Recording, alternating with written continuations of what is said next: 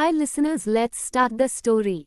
अभिनव कमरे में आया, अपना लैपटॉप उठाया और सोफे पर बैठकर अपना काम करने लगा। जागृति उस वक्त माही के साथ थी और उसके आज के मिशन के बारे में पूछ रही थी। उसने कहा, माही बता ना आज क्या क्या हुआ, क्या तुझे मेरी कोई मदद चाहिए? माही ने मना कर दिया, पर मन ही मन सोचने लगी, तुझे कैसे बताऊं कि यह केस तेरा ही है और तुझ पर ही खतरा मंडरा रहा है। माही ने बात टालते हुए कहा, अब तू अपने कमरे में जा, मुझे नींद आ रही है और मैं बहुत थक गई हूँ। जागृति ने कहा, ठीक है यार, मैं जाती हूँ, तू आराम कर। जब जागृति अपने कमरे के दरवाजे पर पहुंची तो वह रुककर कुछ सोचने लगी। तभी उसे अपनी ही एक परछाई अंतरात्मा दिखाई दी जो कह रही थी, अब तू अभिनव का सामना कैसे करेगी? तू तो हमेशा उसे दूर से ही देखा करती थी, पर अब जब तूने उसे सब बता दिया है तो क्या तुझे अजीब नहीं लग रहा? खासकर आज सुबह जो कुछ हुआ उसके बाद तू उससे नजरें कैसे मिलाएगी? तभी दूसरी तरफ से एक और आवाज आई, नहीं जागृति, तू उससे प्यार करती है और तू उसकी पत्नी है। पति पत्नी के बीच ये सब सामान्य है, बल्कि इससे भी ज्यादा होता है। जागृति ने अपने ख्यालों को झटक दिया और एक गहरी सांस भरते हुए अंदर चली गई। उसने एक नज़र अभिनव पर डाली, जिसका पूरा ध्यान लैपटॉप में था। जागृति को लगा कि यह अच्छा मौका है, वह चुपचाप जाकर सो जाती है। उसने बिस्तर की तरफ कदम बढ़ाए ही थे कि अभिनव की आवाज आई, जुगनू, बिस्तर पर एक पैकेट रखा है, मैं चाहता हूं कि तुम उसे पहनकर आओ। जागृति झिझकते हुए बोली, क्या? इस वक्त हमें कहीं बाहर थोड़ी न जाना है जो मैं कपड़े बदलूं। मैं इनमें ही सहज हूँ और अब सोने जा रही हूँ। उसने अभिनव की बात टालने की कोशिश की ताकि उसे उसका सामना न करना पड़े। अभिनव शरारत से बोला, जुगनू, तुम खुद बदलोगी या मैं बदलूं? वैसे अगर तुम यही चाहती हो तो फिर कपड़े बदलने की जरूरत भी नहीं पड़ेगी। उसने जागृति को सिर्फ परेशान करने के लिए ये कहा था, पर जागृति की धड़कनें बुलेट की रफ्तार से चलने लगीं। उसे समझ आ रहा था कि अभिनव के दिमाग में क्या चल रहा है, आखिर सुबह भी तो बहुत कुछ हुआ था। उसने बिस्तर से वह पैकेट उठाया और क्लोजेट में चली गई। जब उसने पैकेट खोला तो उसमें एक प्यारी सी बेबी पिंक स्लीवलेस और शॉर्ट नाइटवियर थी। जागृति ने छोटे कपड़े पहले भी पहने थे, पर आज इस ड्रेस को देखकर उसे अजीब सी घबराहट महसूस हो रही थी। उसने कपड़े तो बदल लिए, पर बाहर जाने की हिम्मत नहीं जुटा पा रही थी। आखिरकार हिम्मत जुटाकर वह क्लोजेट से बाहर आई। अभिनव, जो कब से पलके बिछाए उसी का इंतजार कर रहा था, उसे देखता ही रह गया। वह सोफे पर पीछे की ओर झुक गया और जागृति को अपनी ओर आने का इशारा किया। जागृति ने कदम बढ़ाए, पर उसकी धड़कनें तेज होती जा रही थीं। वह अभिनव से 2 कदम की दूरी पर जाकर रुक गई। अभिनव ने झटके से उसे अपनी ओर खींचा। जागृति इस खिंचाव के लिए तैयार नहीं थी और सीधे अभिनव के सीने से जा टकराई।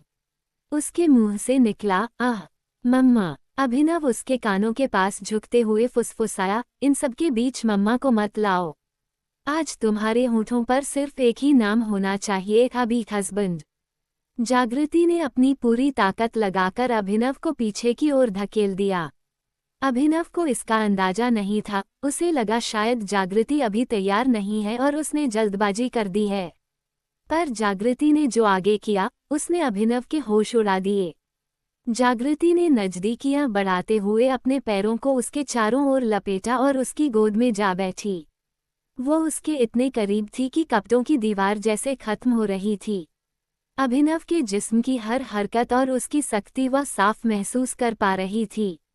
उनके बीच एक अनकही बेचैनी और कशिश पैदा हो रही थी। जागृति ने उसके सीने से लगते हुए उसके कानों में सरगोशी की, आपके तो इतने में ही पसीने छूट गए, पतिदेव जी। अभिनव हैरान था, उसने जागृति का ये बोल्ड रूप पहले कभी नहीं देखा था। दूसरी तरफ जागृति को उसे हैरान देखकर मजा आ रहा था।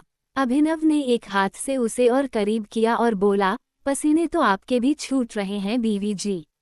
अब जब आग बराबर की लगी है तो देखते हैं कि आप और क्या कर सकती हैं।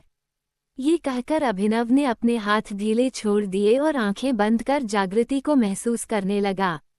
जागृति ने एक हाथ से अभिनव के बालों को पकड़ा और अपने होंठ उसके होंठों पर रख दिए। उनकी किस किस गहरी और तीव्र होती गई। अभिनव ने जागृति को कमर से पकड़ा और खड़ा हो गया। जागृति ने भी अपने पैरों से उसे जकड़ लिया। इस बीच उनका साथ नहीं छूटा। वे बिस्तर पर पहुंचे और एक दूसरे के प्यार में पूरी तरह खो गए। कमरे का माहौल बेहद रूमानी और गहरा हो गया था। न जाने रात के किस पहर में दोनों थककर एक दूसरे की बाहों में सो गए। सुबह 7 बजे जब अभिनव की नींद खुली तो जागृति अब भी सो रही थी। अभिनव ने प्यार से उसकी पीठ पर उंगलियां फेरी और उसके माथे को चूमा।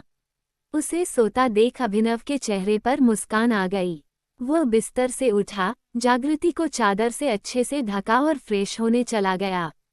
जब वह शावर लेकर लौटा तो जागृति की नींद खुल चुकी थी और वह बिस्तर का सहारा लेकर बैठी थी।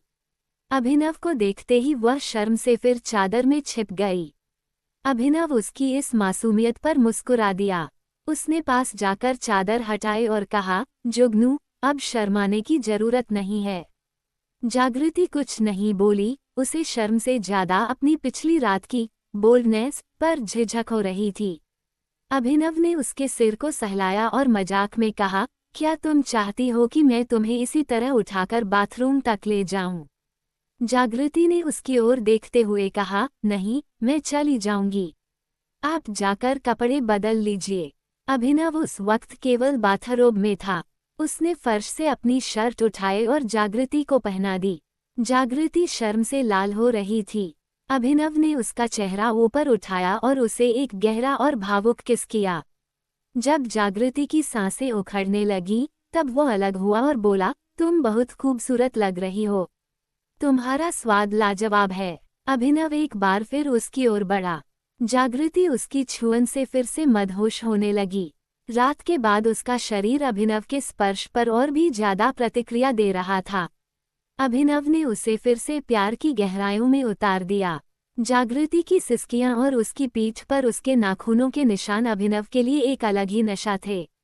ठीक उसी पल जब जागृति चरम पर पहुंचने वाली थी, अभिनव ने अपनी हरकतें रोक दी और उसे अपनी बाहों में भरकर बाथरूम की ओर ले गया। जागृति को समझ नहीं आया कि वह क्या करे। अभिनव ने उसे बाथटब में बिठाया और खुद भी अंदर आ गया, जहां एक बार फिर उनका प्यार परवान चढ़ा। लगभग 1 घंटे बाद अभिनव जागृति को बाहों में लिए कमरे में वापस आया। उसने उसे बिस्तर पर बिठाया, कपड़े पहनाए और खुद भी तैयार हो गया। जागृति का बदन थकान से टूट रहा था। अभिनव ने बिस्तर की चादर बदली और उसे आराम करने को कहा। उसने नौकर से नाश्ता और फल ऊपर ही मंगवा लिए थे। उसने खुद जागृति को नाश्ता कराया और उसे पेनकिलर देकर आराम करने को कहा। फिर वो ऑफिस के लिए निकल गया। Thanks for listening cuties. Bye bye cute.